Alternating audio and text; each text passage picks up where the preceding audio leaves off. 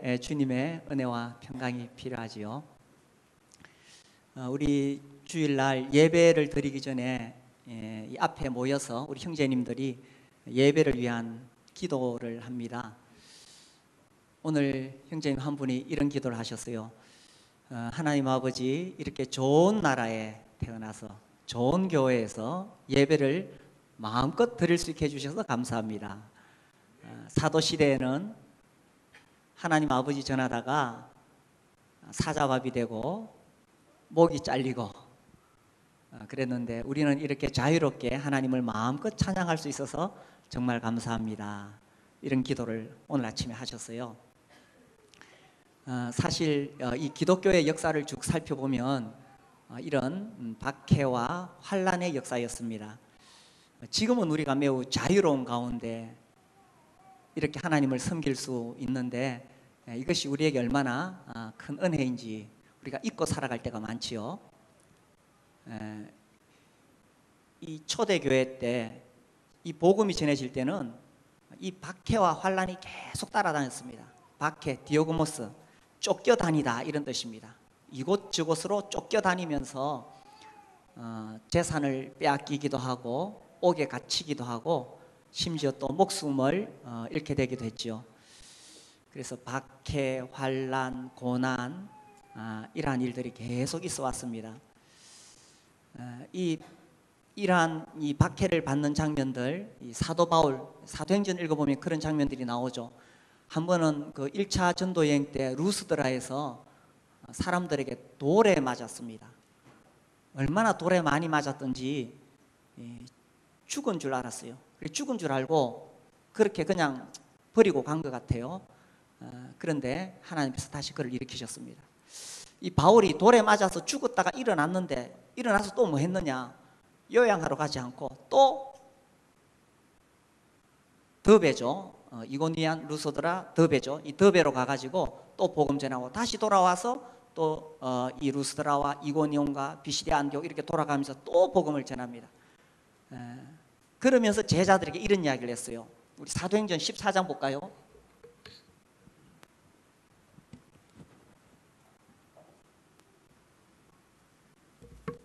사도행전 14장 22절에 보시면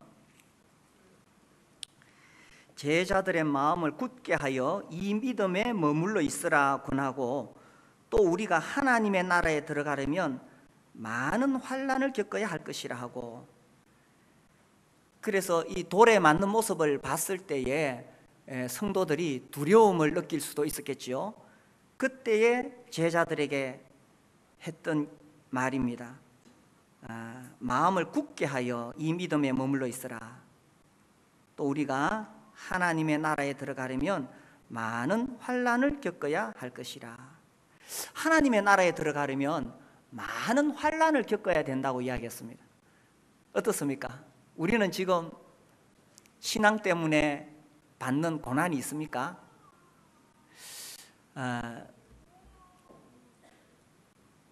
사실 이 기독교의 역사는 환난 받는 역사였습니다. 이렇게 처음에는 이 유대인들이 핍박했고요. 그 후에 이 로마 제국에 의해서 약 250년 동안 엄청난 환난을 당하게 됩니다. 그 시작이 이제 네로 황제지요. 이 네로 황제 때 로마에 대화재가 일어나지요.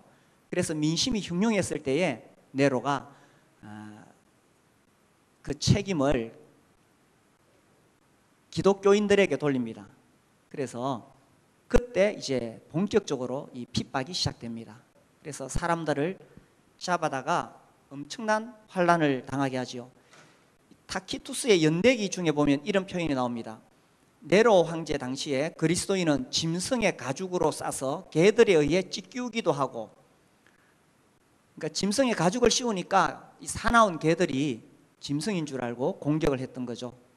십자가에 못 박혔다. 혹은 화형이 되어 해진 후 밤을 밝히는 일에 이용되기도 하였다. 참 잔인하게 이렇게 죽였습니다. 네로는 그런 광경을 위해 자신의 정원을 개방하고 자신은 기수의 복장을 하고 사람들과 어울리거나 아니면 마차를 몰고 다녔고 그동안 서커스에는 쇼가 공연되었다. 이렇게 기록이 되어져 있습니다. 그리고 이제 그 후에 계속 AD 90년에는 도미티안 황제에 의해서, 98년 이후에는 또 트라이안 황제, 그리고 117년 이후에는 하드리안 황제, 이렇게 해서 이 로마에 10대 박해가 일어납니다. 그래서 초대 교회의 그 당시 그 기독교 초기의 박해를 보면 이 로마 제국에서 10번의 박해가 일어나는데 이것을 10대 박해라고 합니다. 마지막에 이 313년에 이제 기독교가 콘스탄틴 대제에 의해서 공인되지요. 그 직전에 있었던 황제인 디오클레시안 갈릴레오스 황제 때에 최악의 박해가 오게 됩니다. 교회들은 무너지고 성경이 불태워집니다. 모든 기독교인의 권리가 정지되고 기독교인들은 이교신들의 희생제물이 됩니다. 이것이 기독교의 역사입니다. 우리에게는 잘 실감이 안 나죠. 그 후로 이제 기독교가 로마에 의해서 공인되었지만 사실은 중세 가톨릭에 의해서 또 참된 그리스도인들이 엄청난 박해를 당합니다. 로마 시대의 박해에 못지않는 그런 무시무시한 고난을 받게 됩니다. 그리고 이제 종교개혁 이후에도 여전히 참된 그리스도인들은 박해를 받습니다. 심지어 종교개혁자들에 의해서도 그런 박해가 있죠. 그리고 우리가 아는 대로 나치에 의해서 독일에 있는 그리스도인들이 핍박을 받았고, 또 러시아에서는 공산주의자들에 의해서 핍박을 받았고, 지금도 이 이슬람 교도들에 의해서 핍박이 일어나고 있고, 북한은 여전히 그리스도인들이 공개적으로 신앙생활을 할 수 없는 핍박 가운데 있습니다. 참 우리가 대한민국 이 좋은 나라에 태어나서 이렇게 자유롭게 예배를 드릴 수 있다는 것은 지난 2000년 기독교 역사에서 그렇게 많은 기간이 아니었다는 것입니다. 우리가 이제 지난번까지 데살로니가 전서를 다 보고 데살로니가 후서 이제 오늘 들어왔습니다. 데살로니가 전서를 보낸 다음에 아마 몇 주나 몇 달 뒤에 바로 바울이 이 데살로니가 후서를 기록한 것 같아요. 이렇게 급하게 기록했던 이유 중에 첫 번째 이유가 1장에 나옵니다. 그것이 뭐냐 하면 그들이 이 박해와 환난, 고난 가운데 있었기 때문에 그들을 위로할 필요가 있었다는 거죠. 그래서 이제 바울이 서둘러서 이 데살로니가 후서를 기록하면서 박해를 받고 있는 그들에게, 고난받고 있는 그들을 위로하려고 이 편지를 썼습니다. 자, 그렇게 고난을 받고 있는 중에도 이 데살로니가 성도들은 여전히 주님 안에서 참 신실하게 잘 살아가고 있었기 때문에 그들을 칭찬합니다. 3절에 보시면 형제들아 우리가 너희를 위하여 항상 하나님께 감사할지니 이것이 당연함은 너희의 믿음이 더욱 자라고 너희가 다 각기 서로 사랑함이 풍성함이니. 고난이 있다고 해서 신앙이 약화되지는 않는다는 것입니다. 4절에 그러므로 너희가 견디고 있는 모든 박해와 환난 중에서, 그래서 이 바울이 그들을 위로할 필요가 있었던 거죠. 박해와 환난 중에서 너희 인내와 믿음으로 말미암아 하나님의 여러 교회에서 우리가 친히 자랑하노라. 그 박해와 환난 가운데서도 데살로니가 성도들은 인내와 믿음으로 잘 견뎌냈기 때문에 그들을 칭찬하고 있는 것입니다. 5절에 보시면 이는 하나님의 공의로운 심판의 표요 너희로 하여금 하나님의 나라에 합당한 자로 여김을 받게 하려 함이니. 그래서 고난받는 그들을 위로하는데 그들이 왜 이런 고난을 받는가? 5절 끝에 이렇게 나옵니다. 5절 끝에 뭐라고 나옵니까? 그 나라를 위하여 너희가 또한 고난을 받느니라. 자, 이 말씀을 한번 생각해 보십시오. 그들이 왜 고난을 받느냐? 이제 고난받는 그들을 위로하기를 원하는데 바울의 대답은 이것입니다. 너희가 그 나라를 위하여 고난을 받는다. 아니, 이게 무슨 뜻이지? 그리스도인들이 고난받는 것이 왜 그 나라에 도움이 될까요? 그 나라를 위하여 고난을 받는다. 그 나라에 들어가기 위하여 고난을 받는다, 이런 뜻인가? 그렇지는 않죠. 우리가 그 나라, 하나님의 나라에 들어가는 것은 내가 고난을 받는다든지 어떤 공로를 쌓아서 들어가는 것이 아닙니다. 오직 하나님의 아들 예수 그리스도를 믿음으로 들어가는 거지요. 예수께서 우주 만물의 창조자시요 나를 구원하신 구원자이시고 나의 주님이시라고 내가 그분을 영접하게 될 때에 그때 우리가 하나님의 나라에 들어갈 수 있는 자격을 얻는 것입니다. 그래서 그 나라에 들어가기 위하여 고난을 받는 것은 아니라는 것입니다. 아니면 내가 그리스도인이 고난을 받는 것이 그 나라에 무슨 도움이 된다는 것일까? 무슨 도움이 될까요? 그 찬란한 만왕의 왕이신 하나님이 다스리시는 그 나라에 내가 뭐 여기서 좀 고난을 받는다고 해서 그게 무슨 큰 도움이 되겠어요? 그러면 그 나라를 위하여 고난을 받는다고 했는데 그 나라를 위하여 고난을 받는다는 것이 무슨 뜻일까? 우리가 아무튼 묵상해 볼 문제라고 생각됩니다. 저는 이렇게 생각합니다. 그리스도인이 세상과 타협하지 않고 신앙을 버리지 않고 예수님 믿는 것 때문에 고난을 받는 것은 그러한 고난을 통해서 그 나라가 얼마나 위대한 나라이고 그 나라가 얼마나 영광스러운 나라이며 그 나라가 얼마나 크고 귀한 나라인지 그 나라의 가치를 드러내는 것이라고 생각을 해요. 그래서 그리스도인들이 예수 믿는 것 때문에 고난을 받고 있다면 그것을 통해서 그 나라의 가치가 드러난다는 거예요. 우리가 어떤 귀한 물건을 하나 구입하면은 그 귀한 거 아무렇게 안 버려두죠, 그죠? 그 굉장히 귀하게 여깁니다. 또 그것이 정말 귀한 물건이라면 내가 많은 돈을 지불하고서라도 그것을 삽니다. 왜냐하면 그만한 가치가 있으니까. 우리가 이제 하나님 나라에 들어갈 자격을 얻게 되었습니다. 예수님을 믿음으로. 근데 우리가 그 나라가 얼마나 귀한지 알게 되었기 때문에 그 나라를 위해서라면 내가 손해를 볼 수도 있고 고난을 받을 수도 있다는 거예요. 이 가치가 있으니까. 그리고 타협하지 않는다는 거예요. 예수 믿는 것 때문에 비록 고난을 받는다 하여도 타협하지 않는다는 거예요. 그리고 그런 모습을 통해서 다른 사람들이 야, 하나님의 나라가 정말 위대하구나, 얼마나 놀라운 하나님의 나라이기 때문에 저 사람들이 저렇게 고난을 받으면서도 타협하지 않는가. 이 박해 이야기가 나왔으니까 초기에 이 초대교회 시대에 박해를 받았던 사람, 제가 아마 설교 시간에도 몇 번 인용을 했을 거예요. 이 사람 이야기는 워낙 유명하니까 사도 요한의 제자라고 알려진 폴리갑입니다. 이 폴리갑 AD 한 95년경 제가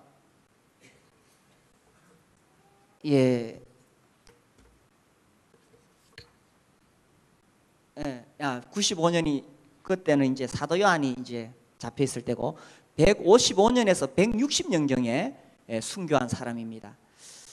그 당시에 이제 그 아까 10대 박해 이야기했죠. 아우레올리스 이 황제 시대 박해 때에 아주 잔인하게 그리스도인들을 핍박했습니다. 그래서 붙잡아다가 채찍으로 때려서 이 창자가 흘러나올 때까지 그렇게 채찍으로 치고, 그 다음에 이제 날카로운 조개나 혹은 창 끝을 땅에다 박아놓고는 거기다가 덜어눕혔습니다. 그리고 이제 마지막에 짐승의 밥이 되도록 그렇게 했습니다. 이제 그 시대에 이제 이 폴리갑이 잡혀가게 됩니다. 그래서 이 폴리갑을 끌고 갈 때 그 당시 경찰의 아주 우두머리인 사람이 마차에 태워가면서 이렇게 이야기합니다. 가이사가 주다. 그러니까 황제가 주인이시다라는 거죠. 가이사가 주다. 그에게 향을 피우고 당신의 생명을 구하는 것이 도대체 무슨 해가 있느냐 하면서 이 폴리갑을 계속 설득을 합니다. 그때 폴리갑은 나는 당신들이 나에게 제시하고 있는 것을 하지 않을 것이다. 분명하게 자기의 신앙을 밝힙니다. 그래서 나중에 위협을 하지요. 그리고 이제 드디어 그 재판을 받습니다. 이 지방 총독 앞에 갈 때에 지방 총독이 그에게 당신이 폴리갑이냐 물었어요. 내가 맞다. 총독이 다시 한번 그리스도를 부인하라고 권합니다. 가이사를 수호신으로 맹세하라. 그리스도를 욕하라. 그러면은 자유를 주겠다, 풀어주겠다, 살려주겠다 이렇게 회유합니다. 그때 폴리갑이 이렇게 말합니다. 나는 86년 동안 그분의 종이었다. 그동안 그분은 나에게 아무런 잘못도 하지 않으셨다. 그런데 내가 어떻게 나를 구원하신 왕을 모독할 수가 있느냐. 그러니까 총독이 한 번 더 회유합니다. 가이사로 맹세하라. 폴리갑은 나는 그리스도인입니다. 총독이 다시 회유합니다. 나는 야수들을 가지고 있다. 네가 마음을 바꾸지 않는다면 그들에게 던질 것이다. 그때 폴리갑이 야수들을 부르십시오. 악으로부터 의로 변화되는 것은 고귀한 것입니다. 그래서 이제 다시 위협합니다. 당신이 야수들을 무시하니 나는 당신을 불태울 것이다. 그때 폴리갑이 대답하지요. 당신은 오직 잠깐 태우고 잠시 후에 소멸되는 불로 나를 위협합니다. 그런데 당신은 악한 죄인들을 위하여 예비된 다가오는 심판과 영원한 형벌의 불을 모르고 있습니다. 하면서 당당하게 화영장으로 걸어 들어갑니다. 그리고 그 뒤에 이 폴리갑에 대한 이야기가 또 나옵니다. 결국 그는 예수님의 이름을 위하여 순교를 합니다. 폴리갑이 뿐만 아니라 수많은 그리스도인들이 예수님을 믿는 신앙 때문에 이렇게 고난을 받은 것이 그 나라를 위하여라는 것입니다. 그 나라에 무슨 도움이 된다는 것입니까? 이렇게 타협하지 않고 예수님을 믿는 믿음을 분명하게 보여주는 것을 통해서 그 나라가 얼마나 위대하고 심지어 목숨을 바칠 수 있을 만큼 고귀한가를 보여준다는 거예요. 그래서 수많은 신앙의 선배들이 타협하지 않고 그렇게 그 나라를 위하여 고난을 받았다는 것입니다. 제가 청년 때 기독교 서점에 가면은 많은 어떤 그 쪽지들이 있었어요. 거기 이제 특히 젊은이들을, 청년들을 위해서 거기 많은 이렇게 그 어떤 이렇게 아주 얇은 그런 팜플렛 같은 것들이 많이 발행되어 있었어요. 제가 한번 갔다가 거기 읽었는데 이런 내용이 나왔습니다. 한 그리스도인이 이제 입대해서 훈련을 마치고 이제 자대 배치됐어요. 신병이 들어오니까 고참들이 이제 신고식을 이제 받는 거예요. 당연히 이제 그 자리니까 아주 위협적이고 또 이 신병인 그리스도인 형제로서는 굉장히 그 두려운 자리죠. 근데 또 어디서 어떻게 술을 구해와 가지고 그 술을 이제 한 잔씩 다 이렇게 돌리는 거예요. 그때 이 형제가 자기 차례가 되었을 때에 나는 그리스도인입니다. 나는 술을 마시지 않습니다. 하고 그렇게 이야기했습니다. 우리 여기 학생들, 청년들이 있는데 그게 쉬운 일일까요? 쉬운 일이 아닙니다. 그때 이제 이 아주 성질이 과격한 고참이 계속 위협합니다. 너 때리고 위협하고 이렇게 하면서 술 마셔라. 여기는 그런 곳이 아니다. 여긴 교회가 아니다. 그래서 계속 위협했습니다. 그래도 이 형제가 나는 예수님과 약속한 것이 있습니다. 내가 그리스도인으로서의 그러한 품위를 잃거나 그리스도인으로서의 신앙을 타협하지 않겠다고 내가 믿는 예수님과 그런 약속을 했습니다. 그렇기 때문에 내가 이 술을 마실 수가 없습니다. 물론 그 술 한 잔 마신다고 해서 그가 신앙을 잃어버린 건 아니에요. 그러나 그 형제는 주님과 정말 예수님의 이름을 더럽히지 않겠다고 약속을 했기 때문에 그 약속을 지키기를 원했던 거예요. 그래서 그 성질이 난 고참이 어떻게 때렸는데 넘어지면서 잘못 넘어졌는지 그 자리에서 적사해버렸어요. 그러면서 이제 그 쪽지에다가 그 이야기를 적고는 자기가 아는 사람이 그랬다는 거예요.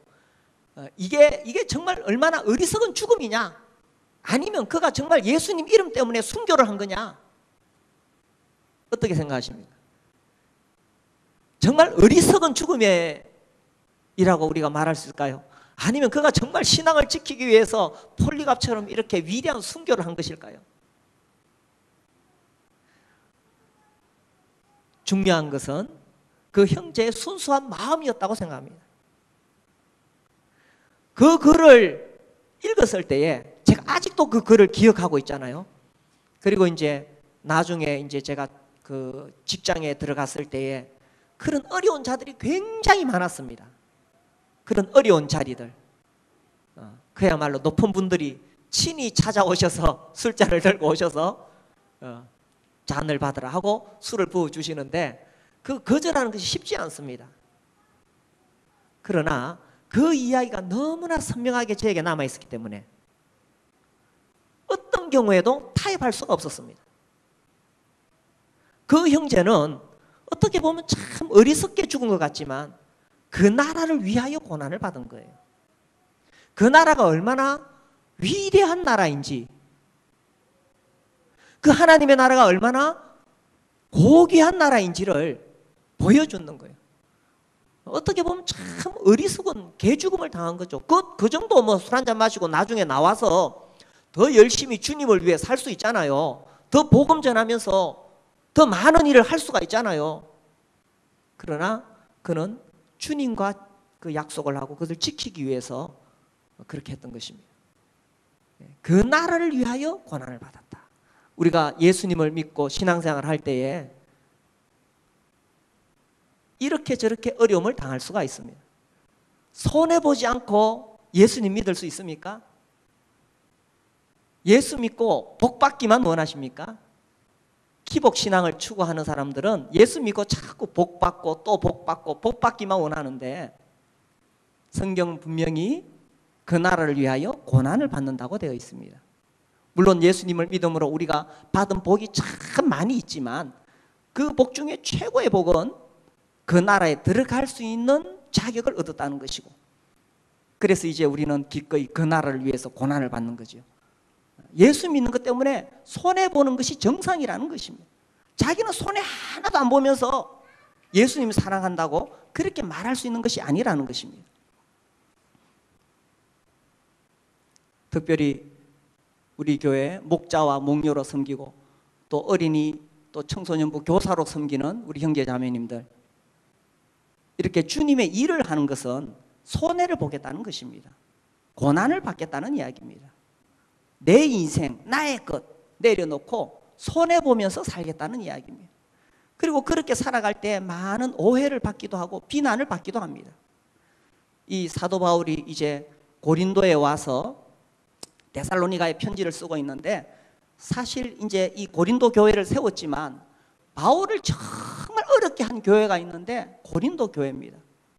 고린도 전후서를 읽어보면 바울이 그 고린도 성도들 때문에, 물론 성도들 전체가 그런 건 아니에요. 그들 중에 거짓 교사가 들어오고 잘못된 가르침이 들어오면서 사도 바울의 가르침을 인정하지 않으려고 했습니다. 사도 바울의 리더십을 인정하지 않으려고 했습니다. 사도 바울을 밀어내고 자기들이 그 교회를 주관하려고 했는 거예요. 그래서 고린도 후서를 기록하면서 바울이 그 어려웠던 상황들을 이야기하고 있습니다. 그러나 그렇다고 해서 바울이 주저앉았습니까? 우리가 조금 전에 읽었듯이 사도행전 14장에서는 돌에 맞고도 사도 바울은 일어나서 또 복음 전하러 갔습니다. 고린도 교회를 통해서 그렇게 오해받고, 그러면서도 사도 바울은 낙심하지 않고 꿋꿋하게 일어나서 또 교회를 세우기 위해서 복음 전하러 갔던 것입니다. 그래서요, 그 나라를 위하여 고난 받는 것이 당연한 것입니다. 우리 목자와 목녀로 섬기실 때 오해를 받고 어려움이 있고 고난이 있더라도 흔들리지 말고 이 사도 바울처럼 그냥 살아가는 거예요. 꿋꿋하게 누가 뭐라고 그러든지 간에 그렇게 살아가는 거예요. 그래서 사도 바울이 이 데살로니가 성도들에게 그 나라를 위하여 고난을 받는다, 얼마나 그것이 가치 있는 일이냐, 얼마나 고귀한 일이냐 하면서 그들을 위로하고 있는 것입니다. 그러면서 또 그 다음에 또 더 놀라운 위로를 주고 있습니다. 우리 6절 말씀 보겠습니다. 너희로 환난을 받게 하는 자들에게는 환난으로 갚으시고 7절 환난을 받는 너희에게는 우리와 함께 안식으로 갚으시는 것이 하나님의 공이시니. 우리 같이 읽겠습니다. 시작.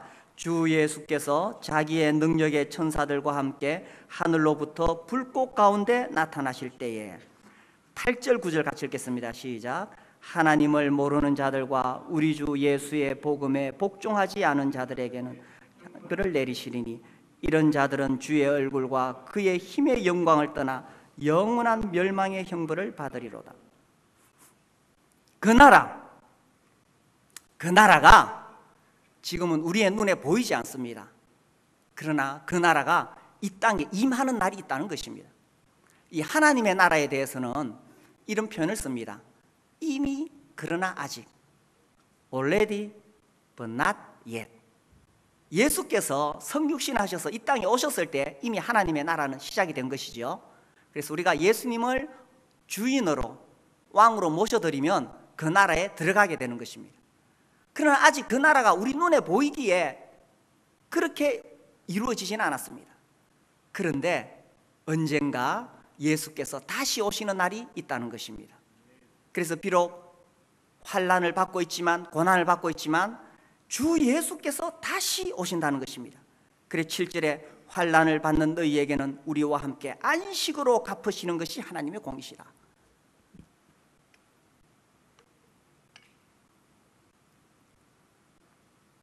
예수께서 다시 오실 때에 안식으로, 그러면 우리 그리스도인들이 이 땅에 있을 때는 안식하지 못한다는 것입니까?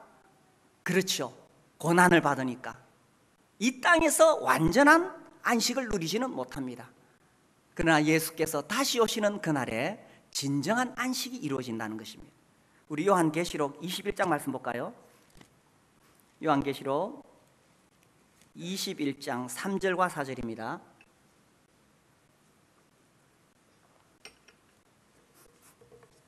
3절 4절 같이 읽겠습니다.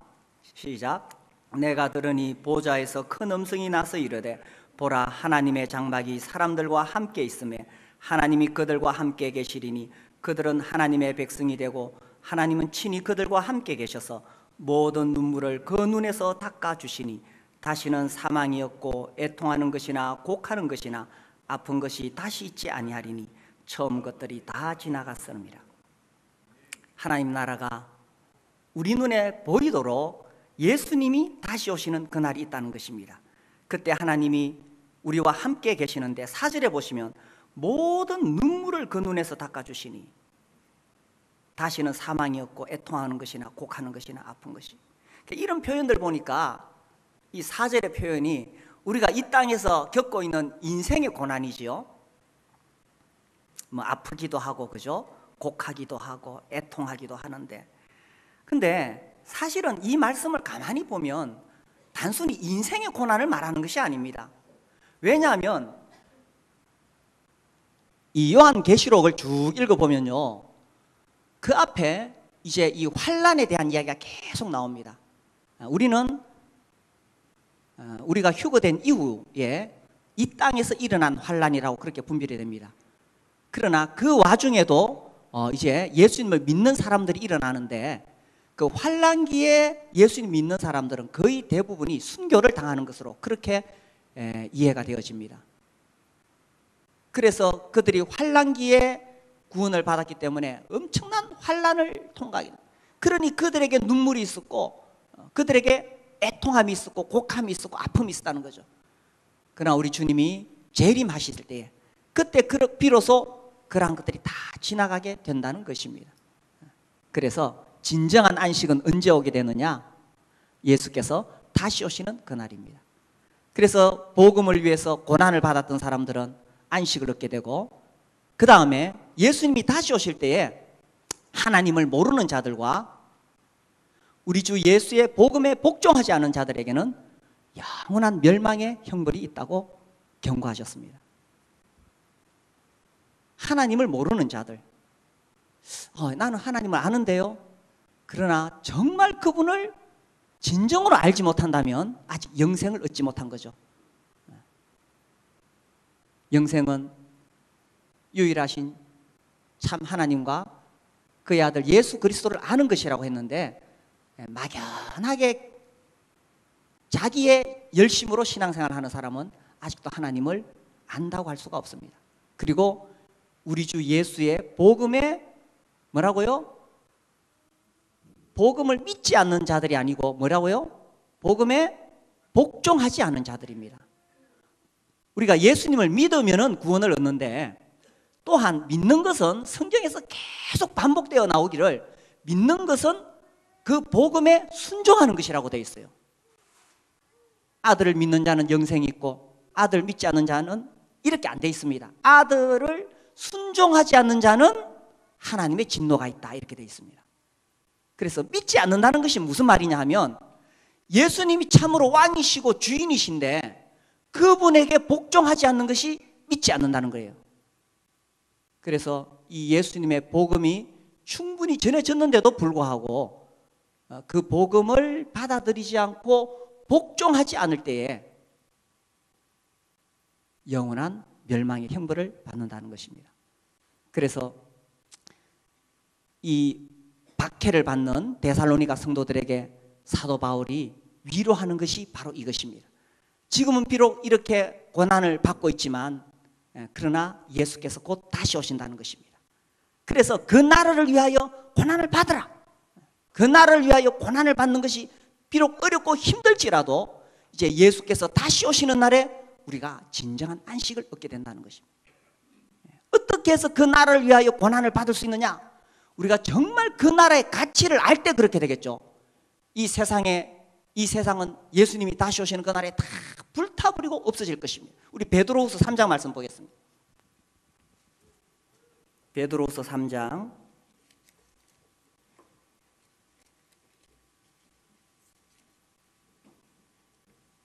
9절입니다. 주의 약속은 어떤 이들이 더디다고 생각하는 것 같이 더딘 것이 아니라 오직 주께서는 너희를 대하여 오래 참으사 아무도 멸망하지 않고 다 회개하기에 이르기를 원하시느니라. 그러나 주의 날이 도둑같이 오리니, 이 성경에는 예수님의 재림을 도둑같이 임한다고 하셨습니다. 그 말씀은 도둑이 언제 오겠다 이렇게 말하지 않잖아요. 어느 날 갑자기 도둑이 들듯이 어느 날 갑자기 예수님이 재림하신다는 것입니다. 그날에는 하늘이 큰 소리로 떠나가고 물질이 뜨거운 불에 풀어지고 땅과 그 중에 있는 모든 일이 드러나리로다. 이 모든 것이 이렇게 풀어지리니 너희가 어떠한 사람이 되어야 마땅하냐? 거룩한 행실과 경건함으로 하나님의 날이 임하기를 바라보고 간절히 사모하라. 그날에 하늘이 불에 타서 풀어지고 물질이 뜨거운 불에 녹아지려니와 우리는 그의 약속대로 의가 있는 곳인 새하늘과 새 땅을 바라보도다. 그래서 그날에, 예수님이 다시 오시는 날에 하늘도 불타고 땅도 불타고 다 없어져 버린다면 우리가 무엇을 위해 살아야 되겠냐는 거죠. 그 나라를 위해서 살아라는 것입니다. 그래서 그 나라를 위하여 기꺼이 고난받을 수 있다는 것입니다. 사실 우리 현대시대에 우리가 대한민국에 살면서 이런 사도시대처럼 로마 제국에 의해서처럼 그런 고난을 받는 일은 없습니다. 그러나 내가 정말 예수님을 섬기려고 작정했을 때에는 분명히 내가 손해보는 것이 있고 고난받는 것이 있다는 것입니다. 우리 지금 하나님을 경험하는 삶 계속 하고 있는데, 지난주에 읽었던 내용 중에 이런 내용이 나옵니다. 이제 어떤 교회에서 작은 지역 교회를 이제 개척하게 됩니다. 근데 거기에서 평신도 목회자를 한 사람 구하고 있습니다. 쉽게 표현하면 목자를 구하고 있는 것입니다. 그래서 자기가 그렇게 섬기겠다고 한 젊은 부부가 있었어요. 남편은 대학을 다니고 그리고 그들은 경제적으로 매우 어려운 형편에 있었습니다. 그들이 그 작은 교회를 섬기려고 하면은 그 남편은 하루에 왕복 130km를 운전하면서 통학해야 했습니다. 130km를 왕복한다면 여기서 어디쯤 될까요? 아무튼 그렇게 왔다 갔다 하면서 근데 문제는 그들에게 그럴 만한 재정적인 능력이 없었다는 것입니다. 그래서 이 헨리 블랙가비가 가서 말립니다. 안 됩니다. 저는 당신에게 그 일을 하게 할 수 없어요. 그러면서 아유, 이렇게 젊은 부부가 이렇게 경제적으로도 어려운데 공부하기도 바쁜데 어떻게 이 교회를 돕겠어요 하면서 말렸습니다. 그런데 이 젊은 부부는 하나님이 그들을 구원해 주신 사실에 대해 깊이 감사하고 있었습니다. 그 남편이 저를 바라보며 이렇게 말했습니다. 목사님, 제가 주님을 위해 희생할 기회를 빼앗지 말아주세요. 그 말은 제 마음을 부숴놓았습니다. 제가 어떻게 거절할 수 있겠습니까? 저는 이 젊은 부부가 우리의 새로운 작은 지교회를 세우는데 순종하기 위해 그런 값비싼 값을 치러야 함을 알았습니다. 우리가 예수님을 섬기는 데 있어서 지금 예수 믿는다고 이런 고난이 찾아오지는 않습니다. 외부 사람들이 우리를 핍박하지는 않습니다. 그러나 예나 지금이나 정말 이 신앙을 위해서 살아가기 위해서는 손해보는 삶을 살아야 된다는 것입니다. 예수님 믿고 복받고 기도해서 자식 잘 되고 병 낫고 다 잘 되기만을 구하다가 잘 안 되니까 우리가 하나님 앞에 원망할 때가 있어요. 하나님 왜 내 기도를 안 들어주십니까? 원망할 때 있는데, 예수님을 믿는다는 것은 자꾸 복받고 그런 것이 아니라는 거죠. 그래서 그 나라를 위하여 고난을 받을 수가 있다는 것입니다. 근데 그 나라를 위하여 고난을 받는다는 것은 우리가 정말 그 나라의 가치를 알게 될 때 기꺼이 그렇게 할 수가 있다는 것입니다. 그리고 바울이 마지막으로 기도합니다. 우리 데살로니가후서 1장 11절에 보시면, 이러므로 우리도 항상 너희를 위하여 기도함은 우리 하나님이 너희를 그 부르심에 합당한 자로 여기시고 모든 선을 기뻐함과 믿음의 역사를 능력으로 이루게 하시고 우리 하나님과 주 예수 그리스도의 은혜대로 우리 주 예수의 이름이 너희 가운데서 영광을 받으시고 너희도 그 안에서 영광을 받게 하려 합니다. 자, 이 바울의 기도에서 우리가 또 생각해 볼 수 있습니다. 지금 자기가 세웠던 데살로니가 교회에 큰 박해와 환란이 있는데 뭘 기도해야 되겠어요? 저라면 당연히 이렇게 기도할 겁니다. 하나님 아버지, 이제 그만하면 안 됐습니까? 이제는 박해를 그치시고 이제는 좀 자유를 주십시오. 저라면 당연히 그렇게 기도하겠습니다. 그렇지 않겠어요? 그죠? 제발 하나님 이제는 불쌍히 여기시고 박해를 그쳐 주십시오. 그렇게 기도할 터인데 바울은 그렇게 기도하지 않았다는 것입니다. 오히려 그런 박해 가운데서도 그들이 정말 선을 행하고 하나님의 역사를 이루어 주시기를 기도했다는 것입니다. 그래서 그 결과가 무엇이냐? 12절에 보니까 우리 주님이 다시 오시는 그날에 주님이 영광을 받으시고 우리도 영광을 받게 된다는 것입니다. 저는 이 표현에 대해서 존 스토트가 한 설명이 참 마음에 들어요. 그분이 이런 표현을 했습니다. 예수님이 오셔서 그분의 영광이 드러날 것인데 이제 우리도 그날에 같이 영광을 받게 된다는 것입니다.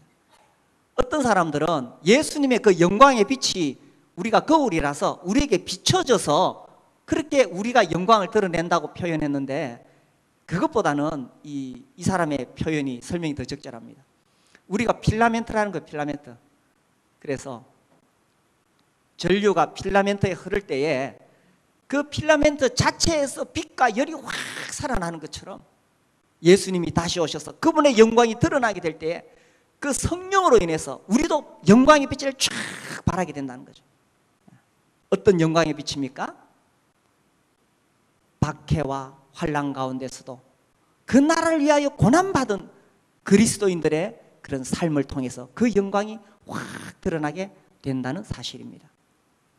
우리가 그 나라를 위하여 산다는 것은 고난을 받는 것입니다.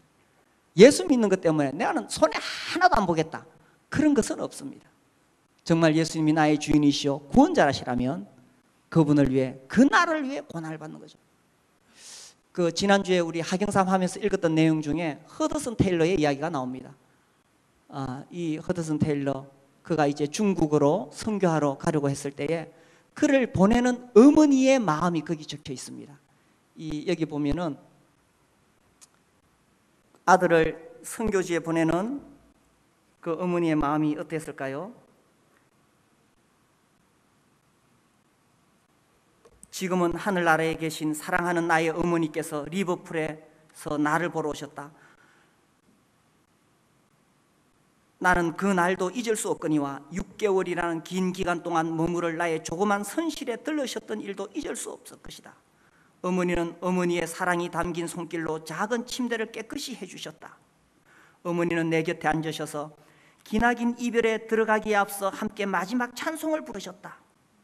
우리는 함께 무릎을 꿇었고 어머니는 기도하셨다. 그것이 내가 중국으로 가기 전에 마지막으로 들은 어머니의 기도였다. 그러자 우리가 헤어져야 한다는 정갈이 왔다. 우리는 지상에서 다시 볼 수 있으리라 기대하지 않은 채 작별 인사를 해야 했다. 나를 위해서 어머니는 자신의 감정을 가능한 억제하셨다. 우리는 헤어졌고 어머니는 나를 축복하면서 바닷가로 가셨다. 나는 갑판에 홀로 서 있었고 어머니는 우리가 선창을 지나 먼 바다로 나가는 동안 배를 쫓아오셨다. 선창을 벗어나면서 이별이 한층 깊이 느껴졌다. 아들을 보내는 그 어머니의 마음이 어떠실까요? 그 나라를 위하여 받는 고난인 것입니다. 특별히 목자로 섬기시고 목녀로 섬기실 때 여러 가지 어려운 일이 많을 것입니다. 그 나라를 위하여 받는 고난입니다. 누가 뭐라고 하든지 간에 그 나라를 위하여 받는 고난, 그 나라의 가치를 깨닫고 누군가 오해하고 비난할지라도 흔들리지 말고 낙심하지 말고 그 나라를 위하여 고난받으며 주님 오시는 그날에 함께 영광을 받으시게 되기를 바랍니다.